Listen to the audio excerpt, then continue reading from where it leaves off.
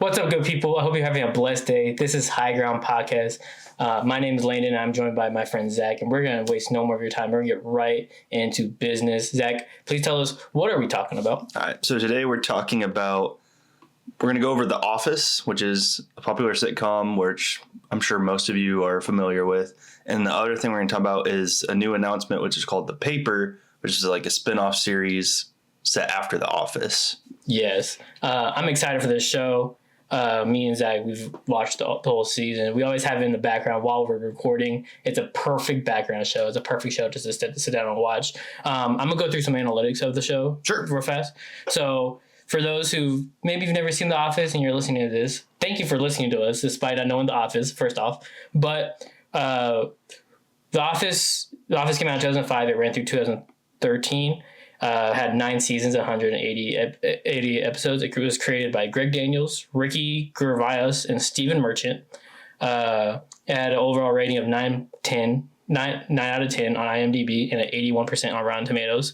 And even after 12 years of its finale, it is still one of the most popular shows. Yeah. I didn't even realize that. It is still one of the most popular shows. It's always on like TV if you have cable. It's Peacock has its own channel dedicated to just watching The Office on loop. Zach, tell me about The Office. Tell me what it means to you. Tell me your favorite moments. So to me, The Office always has a special place in my heart just because that was the first sitcom I was ever like able to watch as a kid, you know? So like, what was that, junior high school age? It was the first that got me into, and then I got into other sitcoms after that, which there's several. But that, and also just, I feel like when we talk about The Office, that's one of the most like cultural phenomenons in pop culture. Because even now, a month or two ago, they opened a Scranton Chili's. Oh yeah, they do that. That was Office themed, and it literally just from showing up here and there in The Office. So it's not even like a big thing, but it's like, man, that's crazy. But it's kind of taken over in a lot of media. And then like all these actors too, like you have Steve Carell, John Krasinski, Rainn Wilson, and they all have like showed up in other projects like movies, TV shows, but some even like, you know, John Krasinski's made his own stuff or Steve Carell's made his own stuff. So it's like, it was kind of a jump start to a lot of careers too, which is amazing. Exactly. Man, we got to go to this Scranton Chili's one day. That would be so fun. Oh, that's like one of my favorite episodes, the Dundies episode, whenever Pam gets like drunk and stuff. That's a good episode. But yeah. And like I said, it's still popular even with our generation. I think the two most popular shows as shows that have ended are like The Office and Friends. Oh, without I think those are like good like comparisons like that there's our generation like watches and keeps up with. And even the jokes are still like living on. The Jim and Jim, like even Asian Jim. Even in Marvel, like everyone's like Mr. Fantastic's Jimmy Woo and Jimmy Woo's Mr. Fantastic. Like that whole joke is just phenomenal within itself. I love The Office. It is a great show. I've watched it over and over and over many times. Well, and it's just one of those shows like, and Friends is the same, but Office especially, like we talk like we have it in the background and stuff, but you literally could just pick a random episode out and just watch it. Like whether it's on TV or if you're just bored, it's just such a good like pick up wherever kind of show. Exactly. What's your favorite episode? Do you have a favorite episode? Man, that's such a hard question. Yeah, no, there's so many good ones. 188 episodes. I don't know. I feel like, see, it's hard too because like I don't know. I don't even think of it like episodes. I think of like just like themes or moments, like the whole pranks. Like that is my favorite part of the show. Is all the ones with pranks. But Bear Beats. Bear Beats Dawson. I don't know, man. I have to think on that one. I don't know. I'd say definitely like the Christmas episodes are definitely like a special place in my heart. Oh yeah. Just because those are like the most memed, the most like popular ones around the holidays. Michael Scott as Santa. Oh, literally. Yeah. Like what? He's so funny. With Kevin. Oh, I know. Kevin's sitting on his lap. Yeah. He's like. I think my favorite episode is the basketball one. Oh, when they're all playing basketball in the White House. Season 1, episode 5. Like that's such a good one. Like before they had like it playing on TV over and over. Oh, that would be the episode I would just put on. I do have my answer. It's the one spoilers, but I mean, come on, you should know this. 12 years has gone by. Come on, it's been enough time. But when Jim and Pam finally get together, to me, and this is kind of a good segue, like favorite characters, to me, it's been Jim. It's always been Jim to me because I feel like he's the most relatable. But also just like that whole like arc of just like wanting Pam, can't be with Pam. All this stuff happens, and the whole time watching the show, and it's so funny because this is like a sitcom show where you're supposed to be like just laughing, and the whole time you're just kind of like, are they gonna get together? Yeah, you're like, are they gonna? Because dude, the one where they find like when they like it was the casino night thing they did, and they like had kissed, and then it was just like. They finally like, or they didn't finally, but like you're like yes, and then she's like, I can't. You're like, bro, what? Okay. All right, then. You suck. Yeah, I think the show did phenomenal. Even after Michael left, I still think it flourished. Not as much as it did, but I still think people were like still like were vested and still like I think that was the beauty of the show is like seasons 1 through I think 7 is when he left. Yeah. Like Michael Scott was like the main character. He carried the show. But I think that's the beauty of the show is like all the actors stepped up when he left. Yeah. And all the characters became the main characters. Eventually, obviously, Dwight becoming the manager and all that. And the stories in the show, like just each individual one, they kind of have their own like unique outlet that I don't know. The show as a whole is, I think, very, very influential on other shows and pop culture. Oh, 100% it is, man. Yeah, The Office.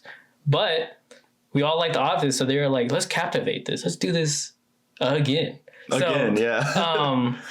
If you've been on the web of social medias, The Paper is set to release in September 2025.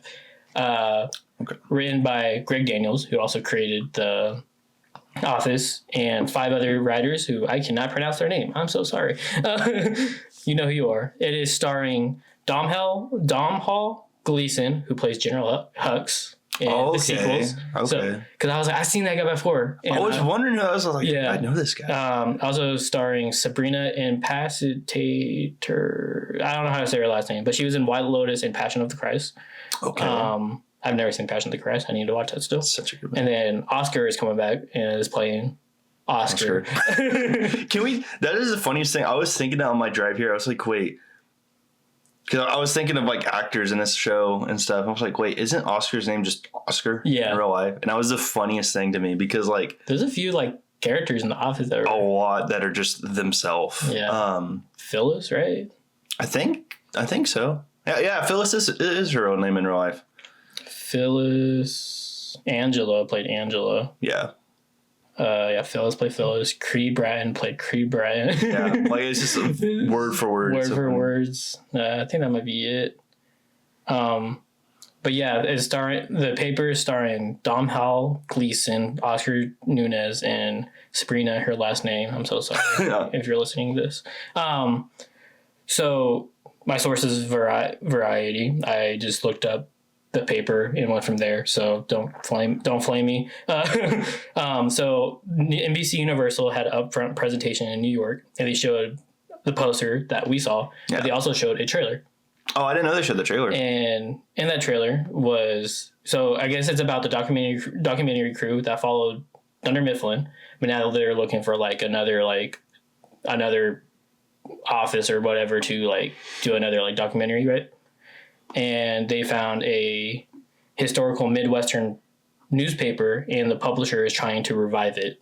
So I'm guessing the publisher is just an employee who is, what's his name? Domhnall Gleeson's character. I'm guessing that's the main character. He's probably like, yeah. The show's going to take place in Toledo. Okay. The office is called Toledo Truth Teller. Oscar is still an accountant. Yep. I love how he's just there. Yeah. Like, and I'm sure we'll get a follow up of like how he ended up there and everything, but yeah, it's crazy. And then Gleeson is still, he looks like to be the main character along with Sabrina. I don't know the story or anything, but that's all that they saw in the trailer. I imagine the audience will get a official trailer or teaser in like July. Zach, what are your thoughts on like The Paper? How do you think it's going to perform? How do you think it's going to, like, what's just your overall thoughts on the paper? I think, well, first off, I want to say doing a spinoff is the best play they could have done, because I was worried if we did ever get something, it would just be a full on reboot, which I think is a huge mistake. Just because like don't mess with something that was already good. But I think this opens a lot of doors. We've even talked about like the possibility, like, even like the fact Oscar is already in it and he's like a main character in the show means anyone could possibly show up, which we'll get into that here in a minute. But I think it'll perform good just based on nostalgia. Like people are like, oh, we finally got a follow up to The Office, you know. As far as how good it'll be, I have no idea. Like, I don't know if it'll match the same humor from that era because that was a different time. But also just everything. I mean, it has the potential to hit big or flop. So I agree. Yeah, I agree with that. Yeah, especially being like 2025 when the show came out in like the late 2000s. Completely different time period, completely different like emotions that humans have, I guess. You know, there's a cancel culture and all that. So it's kind of, I feel like The Office did really well with like with a very open variety of jokes. Yeah. And I think that's one of the reasons why it did very well. It was a little edgy. And maybe the paper will have that, maybe not. I don't know if it will perform well. I have high hopes for it, but I wouldn't be surprised if it was just like a flop, you know, like a one-off season or not. And maybe they do it the same like way as The Office, where they just come out with 6 episodes in the first season, see how it performs, and then come out with another, go from there. Yeah, I'm excited for it. I think I think with it being in the same universe, I guess, the same world, whatever, as The Office, I think there's potential for like cameos. Like 100%. Oscar is still friends with Angela, so I'm sure Angela and Dwight might show up, or maybe Dwight's kid who might. True. Oh, that would be cool. Imagine like the season ends with like they have a new employee and it's exactly like the kid or something. That would be cool. So like, I mean, there's a lot of ways they could bring in cameos. I mean, I could see Michael Scott showing up. He lives in Colorado now, so he could like drive up. I don't know. There's a lot of like, I guess, ways there could be a cameo. And I think, it depends on how successful the first season is, but also just like availability and everything. And that was the whole issue with the first show was, that's why Steve Carell left, because his career finally was like really taking off, but he couldn't, even though he wanted to, he wasn't able to do a long-term commitment with the show, but also trying to do all these other projects. So, which, I mean, he's still in a lot of stuff now, but I feel like it's not as busy as he was. So like he could definitely show up. I think he would show up later on, like in middle of the series or possibly towards the end. But yeah, I think Dwight will definitely show up at some point. Jim and Pam, I feel like it's very possible. Yeah. Even Daryl, like, even if it's just like more side character. Yeah. You know? But yeah, I think they're kind of banking on it with Oscar is like to get people to come in a little bit, and then we'll see the first cameo, and then it's going to flood in more viewers. Yeah, that's what I was thinking about with the Oscar character is them like it's still in the same universe, but it's a whole different thing. But we're trying to get some like Office fans to just like be like, hey, we're just doing this real fast, and I don't know, maybe it'll do good, maybe it won't, but I'm optimistic. I'm gonna watch it. Oh, I'm gonna watch it. Yeah, I'm interested in it. I would say it's a different concept, but it seems like the same concept as The Office. But we all like The Office, so it is good. And a mockumentary style is they're kind of doing good right now. I mean, like Modern Family is doing good. Mm-hmm. Like Parks and Recreation is doing good. The Office is still doing good. Like those like shows that like have ended, but have that kind of style are still doing good. So that isn't Brooklyn Nine-Nine the same way? I think it is. Yeah, kind of. I've never seen Brooklyn Nine-Nine. It's been a while since I watched it. It's such a good show. But no, maybe not. Maybe not like pure mockumentary, but it is the same comedy style. Okay. So, I mean, that style is like very in. So, I think there is a good chance that capturing that in the 2020s which sounds weird. Man. and the 2020s might do well. Do you have any more thoughts about The Office or The Paper? I mean, not really much with The Paper, but yeah, like Office, we could just go on and on about. I mean, there's so much to talk about, but yeah. Yeah, I think The Office is a great show, perfect show. Very little flaws in it. Every joke is something.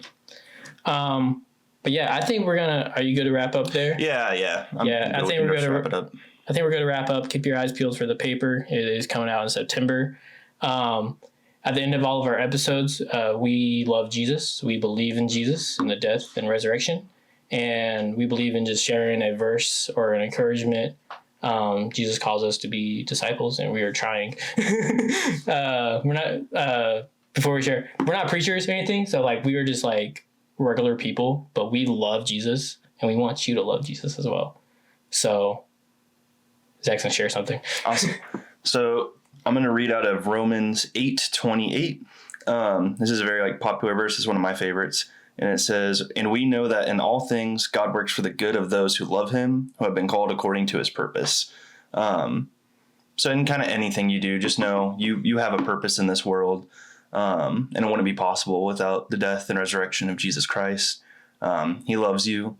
So kind of let that be your encouragement today and really take that to heart. You have a purpose, and his purpose is Jesus.